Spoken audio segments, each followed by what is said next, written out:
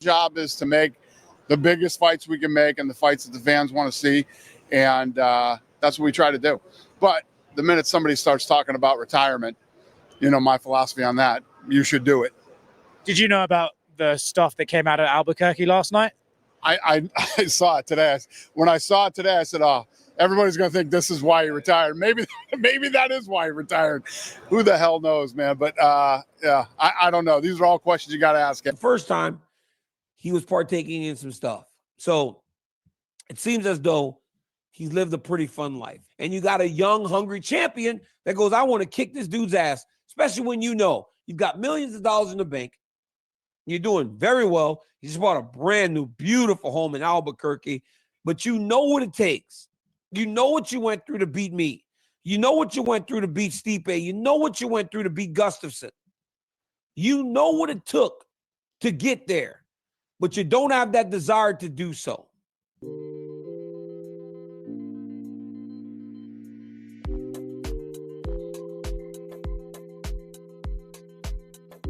This is not the last of Jon Jones, and he will come back.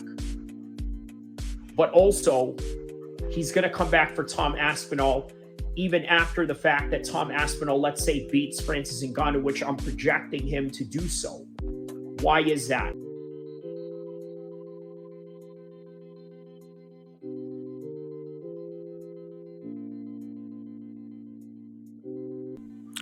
Well, all right. Before we get to the rest of the video, let's really reflect upon all the crazy shenanigans that Jon Jones has gone on all throughout his career.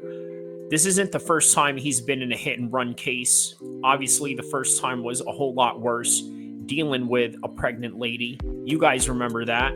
The other person? No, I had no clue that it was a pregnant woman, being not completely clear-headed. I just assumed it was my green light to go, and I ended up running into a car. It was a really big hit, but I was fine. So I literally step out of the car. Seconds later, I realized my bull's in the car. My bull. Yeah, and I wasn't smoking weed in the car. So I literally opened my car door. I'd take 2 steps away from the car, and then I'd go back to the car, and I searched the car because I had it in my cup holder. And when I hit, the bull fell somewhere. But I knew if I can't find that bull, that's going to get me in trouble. So I looked for 2 seconds, couldn't find the bull, and I just took off running. And sometimes you kind of wonder, does Jon Jones even have any sense of conscience about him, right? Does he even care? Or is he just an opportunist that was trying to get out of accountability? Why didn't you look at the other car? Because I know I smelled like alcohol. It all happened so fast. From the time that I hit, I was over a fence 8 seconds later. And I just felt like if the police came, it would be a bad situation for me. And I just thought the person that I hit had to have been okay because I was totally okay.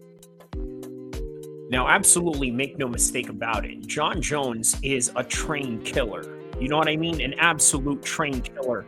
And you know what? If you were to step to him in any kind of way, he'll come after you. This is one example right here.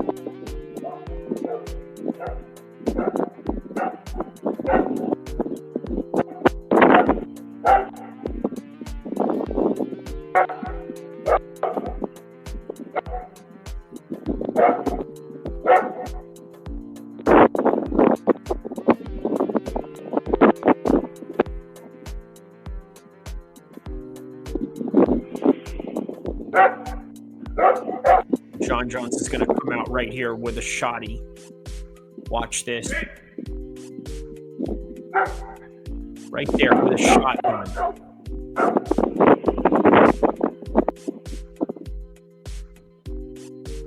It's a dangerous dude that you are dealing with in Jon Bones Jones. Nothing to play with whatsoever. But on any regard, remember that the spoils that come with being the world champion. And there are a lot of things that come with being the world champion. It's a matter of what you choose to partake in. When Jon and I fought the first time, he was partaking in some stuff. So said partaking in stuff. I mean, absolutely, right? Jon worked hard, but then he also played hard as well. Well, I tell you what, man, is this the last time that we're ever going to see Jon Jones? I personally don't think so. I'm going to let you get to the rest of this video to find out exactly what I think about where this trajectory is going for Jon Jones and if he's ever really going to come back. I think he is. Check this out. gave different concepts, different reasons. On top of that, different information on that particular matter, on the variations of where that was going to go and how it was going to play out for the UFC on the business side and the competitive architecture of the UFC's heavyweight division. But what we didn't talk about was, why is Jon Jones retiring all of a sudden when they were saying behind the scenes that Tom Aspinall and Jon had already agreed to the fight, and Dana White even confirmed himself that it was going to take place during MSG November, UFC, which is a yearly New York card that they have going on. So now that's not going on because Jon Jones has a hit and run case going on in Albuquerque, New Mexico. This isn't really the biggest problem in the world, I'm going to be honest with you. And the reason why I don't think it's the biggest problem in the world is because, number one, it's a misdemeanor. Number two, it is embarrassing. There's a lot of details on this particular matter that I'm not going to talk about in what I would consider to be a family-friendly show in this MMA chat, in this MMA channel that I have going on. But what I will say is that it is Jon Jones being Jon Jones all over again. It is no different than when he was in his 20s. It's no different when he's in his mid-30s, and it's not going to be any different in his retirement phase or his true retirement phase after he reaches his 40. And what do I mean by true retirement phase? Because I don't believe this is going to be a retirement. You want to know why? Here's the reason why. Number one, Jon Jones has a chance to beat this case. It's a misdemeanor. It's not the biggest problem in the world. In fact, it's just going to drive even more interest to this particular matter of fact. And then when him and Tom Aspinall actually fight, it's going to build anticipation, that of which you've never seen before, not even in the time of Manny Pacquiao and Floyd Mayweather, when they literally fought each other, what you would say maybe 5 years too late. They would have fought at 2010 in both of their primes in that stage. But then it was 2015 when they were already in their mid-30s and they were on their way out. Not Manny Pacquiao, though. Obviously, he's got one fight coming up at 46, but that's neither here or there. So with Jon Jones, does he have the potential to come back? Yes, he does. You know who else has the potential to come back? Francis Ngannou. Did you know that Francis Ngannou can't be paid his $8 million from PFL? Because where is PFL going to get it? And more importantly, what opponent does the PFL have for Francis Ngannou in a very thin weight class that they have going on, let alone a very thin roster to begin with? They have one and a few kickboxing stars that they turn into MMA fighters from Europe. They got a couple of guys that are former UFC guys, disgruntled UFC guys contractually, other guys from regional settings, guys from Bellator, whatever. The bottom line is they can't pay him and they can't match him up. So what do? You bring him to the UFC. Is that possible? Absolutely. Let me tell you who that's good for. Tom Aspinall. Tom Aspinall has now a chance, if everything goes well, has a chance to fight Francis Ngannou. Could potentially beat him, because I'll tell you right now, there is a good potential that he can beat him. No doubt about it. He could absolutely beat Francis Ngannou. He has the skill. He has the, how do I say this, striking. I would say he's got better striking than Francis Ngannou. He even has knockout power like Francis Ngannou, where he can put your lights out within the first minute. There's a little bit of some differences, though. Maybe Francis Ngannou, his power is just natural and generated from whenever he wants to show that propensity of power, right? He can draw it out whenever he wants. Whereas with Tom Aspinall, I believe he has to counter shot you, lure you in order to get that knockout shot, that perfect knockout shot.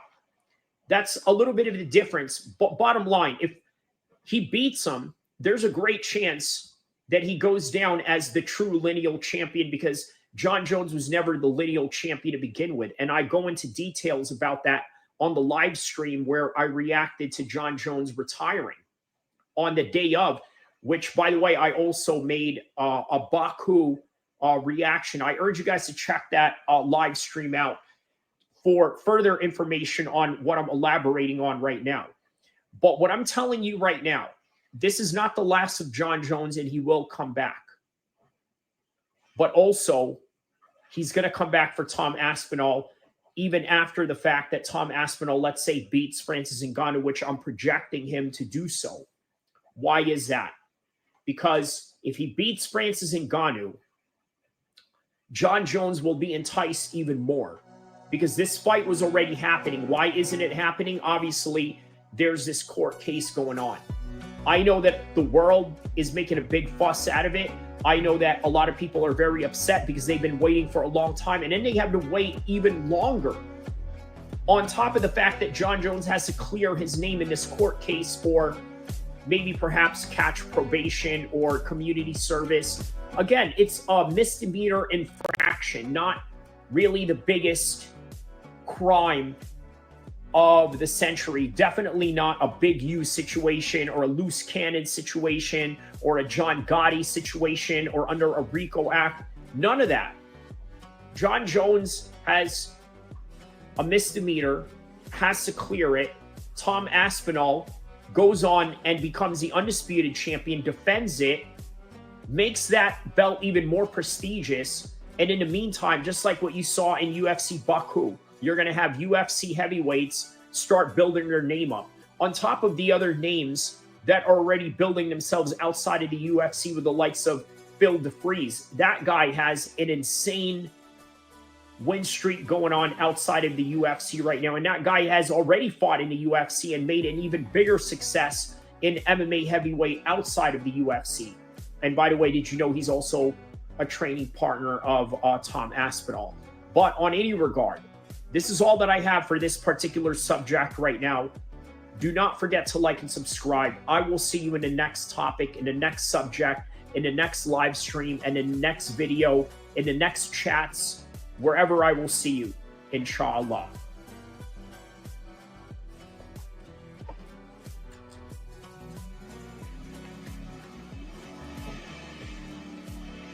MMA needs, if you want to find predictions, news, and everything that deals with MMA. Shout outs to Kyrie, Abu El-Kheer MMA, Sacramento, California, represent. That's right, Kyrie. I appreciate you, my nigga. You came in here, you was talking that shit. That's right, bro. Much love, Flo. I appreciate you for always stepping in, bro. Be safe out there. Man, my nigga Kyrie, my man Kyrie came through. He started talking that shit. Hey, here's the thing. Here's the thing. That nigga will whoop your fucking ass. You will think that nigga's all squared up and all that type of shit. Nigga come through and beat your fucking ass. Like, man, fuck you up. You will never see it coming. So for those of y'all